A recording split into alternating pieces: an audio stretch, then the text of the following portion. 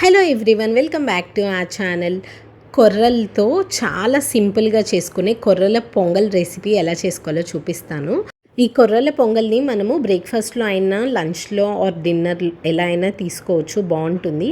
First నేను ఒక tea glass of కొర్రల్ని తీసుకొని నీట్గా వాష్ చేసుకొని 6 గంటలు వాటర్ పోసుకొని నానపెట్టేశాను. ఇది 6 గంటల తర్వాత ఓపెన్ చేసి చూపిస్తున్నాను. ఈ కొర్రలు అనేవి మంచిగా నానిపోయాయి కాబట్టి దీన్ని మళ్ళీ వాటర్ని మార్చుకుంటూ ఒక 2 టైమ్స్ నీట్గా వాష్ చేసేసుకొని పెట్టుకోవాలి.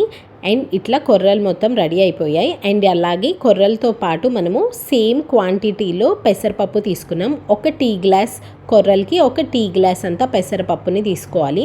అయితే ఈ పెసరపప్పుని కొంచెం డ్రై రోస్ట్ చేసుకోవాలి. ఇట్లాగా వేయించుకుంటే మనకి పెసరపప్పు అనేది బాగుంటుంది, ఫ్లేవర్ మంచి ఫ్లేవర్ వస్తుంది. అండ్ అలానే చాలా మంచిది కూడా ఇట్లా వేయించుకొని వాడడం వల్ల. ఇట్లా వేయించుకున్న తర్వాత వాటర్ పోసుకొని ఒక 2-3 సార్లు నీట్గా వాటర్ని చేంజ్ చేసుకుంటూ కడుక్కొని తీసుకోవాలి. దాంట్లోకి ఒక 3 పెద్ద గ్లాసులంతా వాటర్ పోసుకున్నాము. చిన్న టీ గ్లాసులు యూస్ చేసామన్నమాట. ఒక గ్లాస్ కొర్రలు అండ్ ఒక గ్లాస్ పెసరపప్పుకి 3 పెద్ద గ్లాసులు నీళ్లు పోసేసుకొని లో ఫ్లేమ్లో ఒక 3 to 4 విజిల్స్ వచ్చే వరకు ఉడికించుకుంటే మనకి సరిపోతుంది. దీంట్లోకి మనము పోపు పెట్టుకుంటున్నాము. జస్ట్ ఒక 1 స్పూన్ ఆర్ 2 స్పూన్స్ నెయ్యి వేసేసుకొని దాంట్లోకి కొంచెం జీలకర్ర, జీడిపప్పు అండ్ అలానే మిరియాలు వేసి కొంచెం వేయించుకోవాలి. మీరు కావాలంటే మిరియాల పౌడర్ అయినా వేసుకోవచ్చు, అంటే దంచుకొనైనా వేసుకోవచ్చు. బట్ ఇక్కడ మేమైతే నార్మల్ మిరియాలని యాజ్ ఇట్ ఈజ్ వేసేసి కొంచెం వేయించుకుంటున్నాము.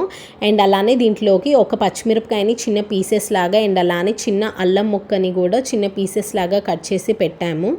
అండ్ అలానే కొంచెం కరివేపాకు, కొత్తిమీర ఇవన్నీ కూడా రెడీ చేసి పెట్టుకున్నాం. అండ్ దీంట్లోకి కరివేపాకు, కొత్తిమీర అండ్ అలానే కొంచెం పచ్చిమిరపకాయలు అండ్ అల్లం ముక్కలు అన్నీ వేసేసుకొని కొంచెం ఫ్రై చేసుకుంటున్నాను.